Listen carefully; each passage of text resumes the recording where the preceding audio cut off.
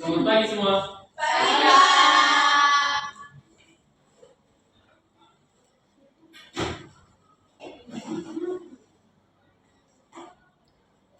Baik, sebelum kita mulai pelajaran pada hari ini, alangkah baiknya kita membaca doa sesuai kepercayaan dan keyakinan kita masing-masing. Berdoa dimulai. Berdoa. Apa kabar semua? Baik, Pak.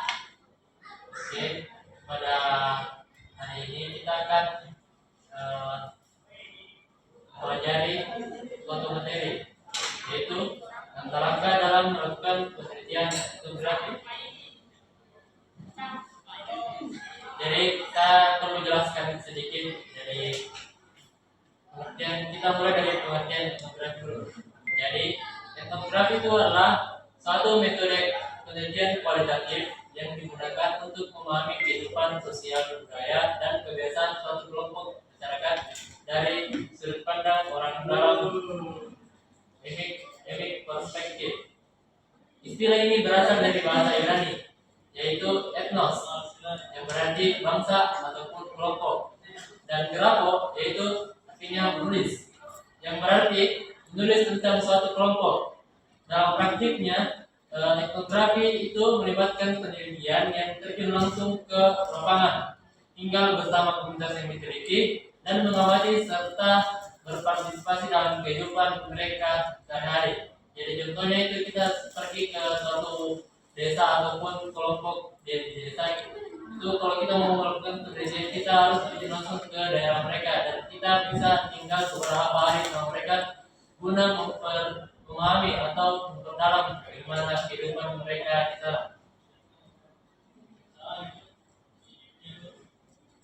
Dan metode etnografi itu tidak hanya mengumpulkan data, tetapi juga menyelami makna di balik tindakan sosial, simbol, dan struktur budaya yang membentuk kehidupan masyarakat tersebut.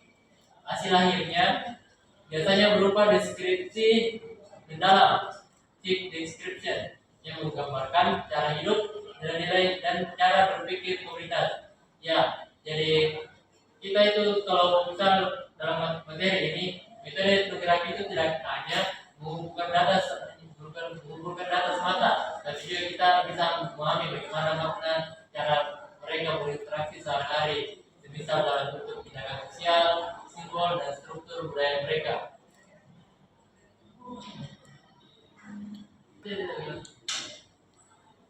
Dan pasti kita perlu ketahui mengapa etnografi itu penting. Yang pertama, etnografi berperan penting memahami budaya secara mendalam, yang artinya etnografi memungkinkan peneliti menangkap makna yang tersembunyi dalam praktik budaya yang mungkin sulit dipahami dari luar. Ini memberikan pemahaman yang kaya dan menyeluruh tentang cara hidup masyarakat.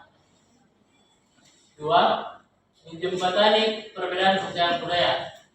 Dengan mengalami kehidupan kelompok lain, peneliti dan pembaca etnografi dapat memahami perspektif berbeda, mengurangi stereotip, dan membangun empati terhadap keragaman budaya.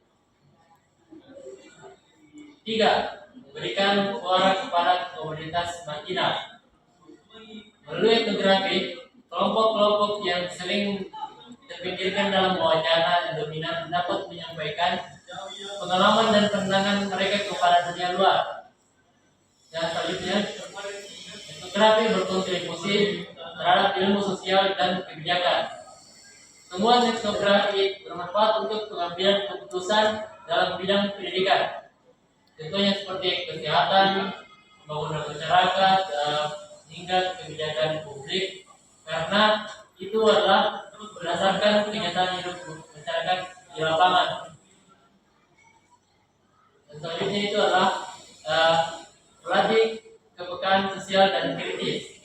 Bagi peneliti, proses etnografi melatih empati, keterampilan observasi, dan kemampuan berpikir kritis terhadap struktur sosial dan makna budaya. Dengan demikian, budaya bukan hanya sekadar penelitian, tetapi juga cara untuk membangun pemahaman lintas budaya, memperjuangkan keadilan sosial, dan memperkaya ilmu pengetahuan dengan suara-suara dari akar rumput. Jadi sebelum itu, kalau misal kita menjadi seorang peneliti, kita harus memperhatikan beberapa eh, hal-hal yang penting sebelum kita mulai melakukan suatu penelitian etnografi. Yang pertama, pemilihan topik dan lokasi penelitian. Mengapa ini termasuk penting? Karena hal ini menentukan fokus penelitian dan memilih komunitas yang tepat untuk dikaji agar sesuai dengan tujuan etnografi dalam memahami budaya secara mendalam. Jadi hal yang pertama yang perlu dilakukan sebelum melakukan penelitian etnografi itu adalah menentukan topik dan lokasi penelitian. Dan kedua, studi pendahuluan. Ini sama halnya dengan kayak pramulut ataupun dengan kita memahami dulu apa itu budaya di sana, kayak misal konsultasi lah sebelum kita terjun langsung. Dan ketiga itu perizinan dan etika penelitian. Ya, mengapa ini juga penting? Karena sebelum kita meneliti ataupun melakukan observasi dalam suatu objek penelitian, kita harus memiliki surat izin dan juga etika penelitian. Karena mengurus izin resmi dan membangun kepercayaan dengan masyarakat, peneliti harus menjunjung tinggi etika seperti menjaga informasi informan. Ya, sebelum kita meneliti, kita harus meminta izin kepada misal kepala desa ataupun ketua kelompok dalam masyarakat tersebut. Dan juga kalau kita meneliti, kita harus juga menjaga etika dalam penelitian, seperti kita menjaga informasi dari informan. Jangan sampai kita menyebarluaskan informan ini karena jawaban yang mungkin yang mereka jelaskan ataupun jawaban yang mereka berikan itu keluar dari ataupun yang diterima dari masyarakat luar ini. Dan ketiga, itu observasi partisipatif. Mengapa ini penting? Karena peneliti yang akan nantinya dalam melakukan penelitian etnografi itu akan bertinggal bersama komunitas dan ikut serta dalam kegiatan mereka. Seperti yang saya jelaskan di awal, kalau kita melakukan penelitian observatif ataupun menelitikan penelitian etnografi, kita harus hidup bersama mereka. Kita hidup berhari-hari bersama mereka, menjalani kehidupan sehari-hari di sana, dan menggali ataupun mencari pandangan terhadap nilai dan makna budaya dari sudut pandang orang-orang yang ada di sana. Dan selanjutnya itu ada dokumentasi data.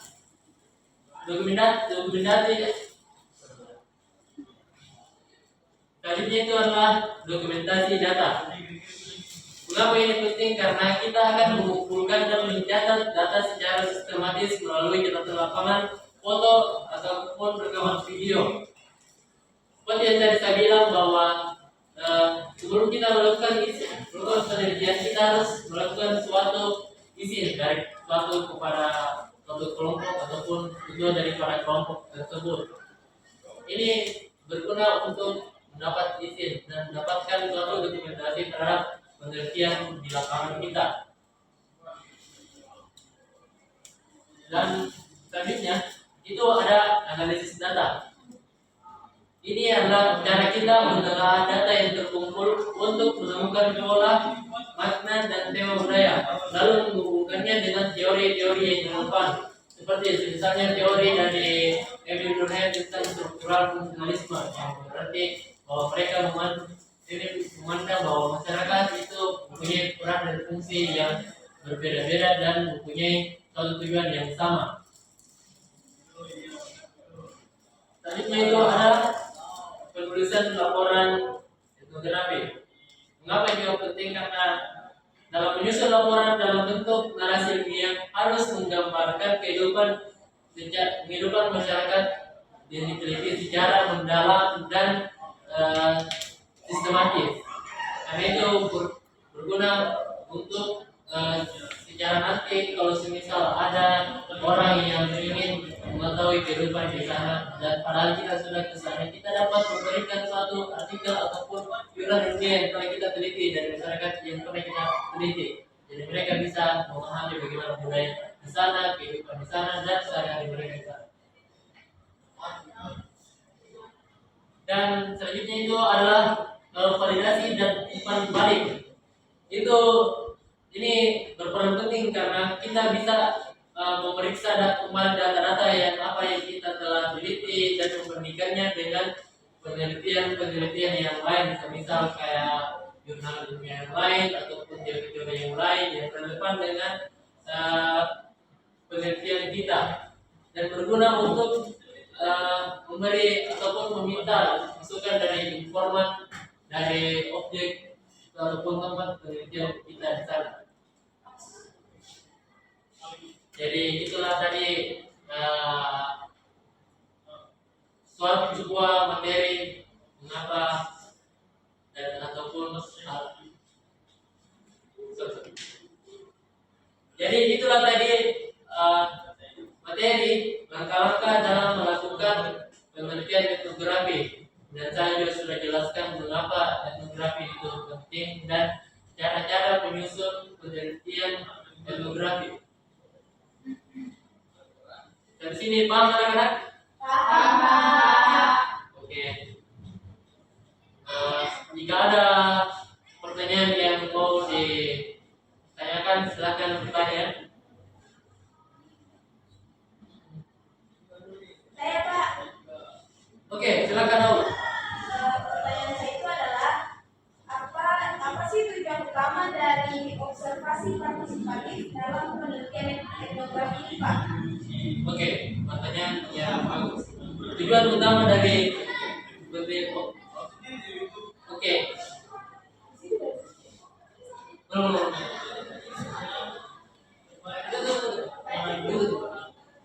Jadi itulah tadi terkait materi-materi sebelum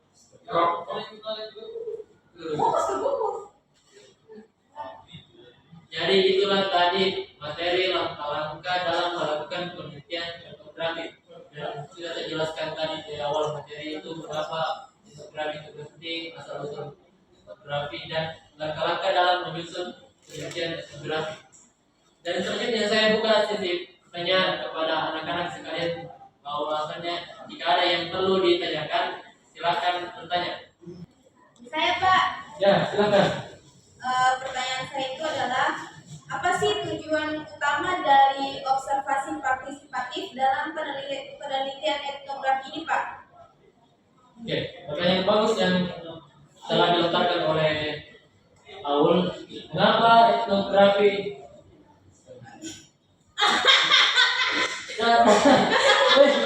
Kalau 3 kelas selamat datang ya.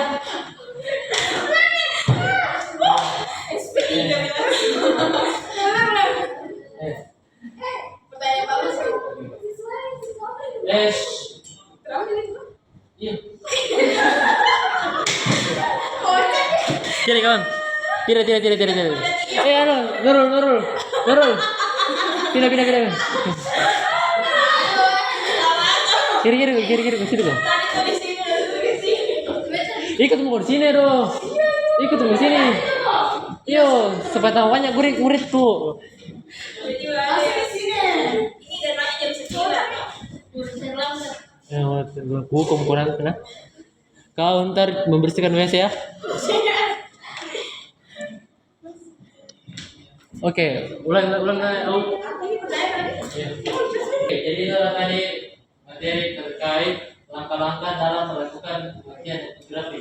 Dengan secara singkat setelah saya jelaskan mengapa etnografi penting dan asal usul itu apa itu etnografi dan langkah-langkah dalam melakukan sebelum penelitian etnografi. Dan saya akan persilakan kepada anak-anak sekalian jika ada yang ingin ditanyakan. Saya Pak. Silakan. Pertanyaan saya itu Pak, apa sih tujuan utama dari observasi partisipatif dalam penelitian etnografi ini, Pak? Oke, pertanyaan bagus dari Aul. Kenapa tujuan utama itu dari kenapa kita harus observasi langsung dalam penelitian etnografi. Itu mengapa penting? Karena itu untuk memahami kehidupan sehari-hari mereka, dan melalui keterlibatan langsung kita dapat memahami aktivitas sosial dalam masyarakat tersebut. Apakah ada pertanyaan lagi? Ya, Pak. Oke, silakan Hikmah. Pertanyaan saya, mengapa etika penelitian itu penting dalam melakukan penelitian etnografi? Oke, pertanyaan yang bagus dari Hikmah. Mengapa etika penelitian penting dalam melakukan etnografi? Karena penelitian etnografi itu melibatkan interaksi langsung dengan manusia dan komunitas, sehingga penting untuk menjaga suatu etika dalam melakukan penelitian. Jangan sampai kita seorang peneliti kita bertindak semena-mena tanpa memperhatikan etika yang ada di sana, yang di di sana. Makasih, Pak. Oke, apakah lagi pertanyaan selanjutnya? Saya, Pak. Oke, Nela, silakan. Apa yang dimaksud dengan studi pendahuluan dalam penelitian etnografi? Oke, apa yang dimaksud dengan studi pendahuluan dalam penelitian etnografi? Studi awal yang dilakukan sebelum melakukan turun ke lapangan itu sangat penting, seperti membaca jurnal ataupun membaca buku, membaca budaya mereka. Karena itu penting, karena kita sebelum melakukan penelitian kita harus mengetahui apa dulu yang di sana sebelum terjun ke lapangan, seperti tadi yang saya katakan, membaca buku ataupun membaca jurnal terkait apa yang lain sudah dilaksanakan di sana. Dan itu penting supaya kita mengetahui apa yang ada di sana. Mungkin atau orang yang ingin bertanya? Saya, Pak. Oke, silakan. Apa yang dimaksud dengan triangulasi data? Apa yang dimaksud dengan triangulasi data? Itu adalah teknik memverifikasi keabsahan data dengan membandingkan informasi dari berbagai sumber atau metode seperti observasi, wawancara, ataupun buka jurnal. Karena itu berperan penting dalam suatu penelitian, karena kita harus mengabsah data, ataupun dalam kata lain itu memvalidasi data supaya objek suatu penelitian kita itu berguna ataupun sah secara ilmiah. Apakah ada lagi pertanyaan selanjutnya? Oke, pertanyaan terakhir dari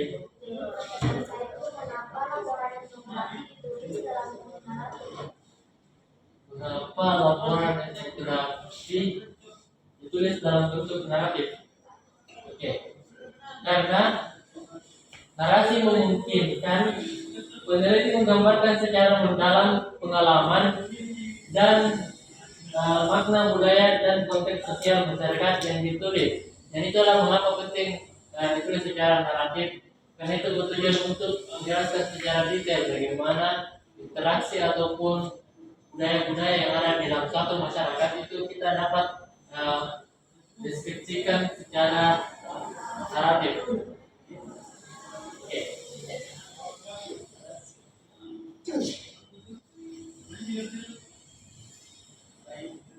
Jadi sebelum saya menutup materi pada hari ini, saya sudah kirimkan tugasnya lewat WA ya.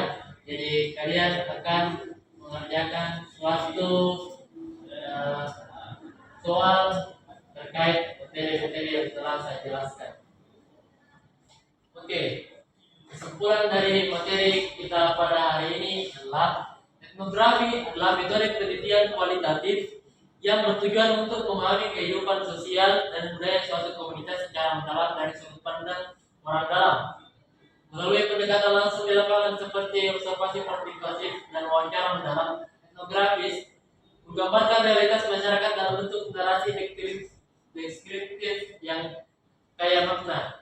Jadi secara garis besar itu Penelitian ortografi itu adalah penelitian yang dilakukan secara langsung dan melakukan secara observatif, masifikatif.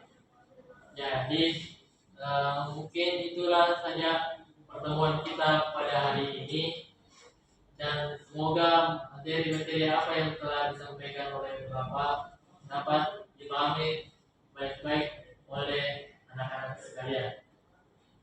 Jadi jangan lupa tugas yang telah saya berikan di WhatsApp jangan lupa dikerjakan, dan desainnya itu sebentar sore jam 6. Baik, Pak. Oke, saya tutup dengan ucapan Assalamualaikum warahmatullahi wabarakatuh. Waalaikumsalam warahmatullahi wabarakatuh. Oke, Terima kasih, Pak.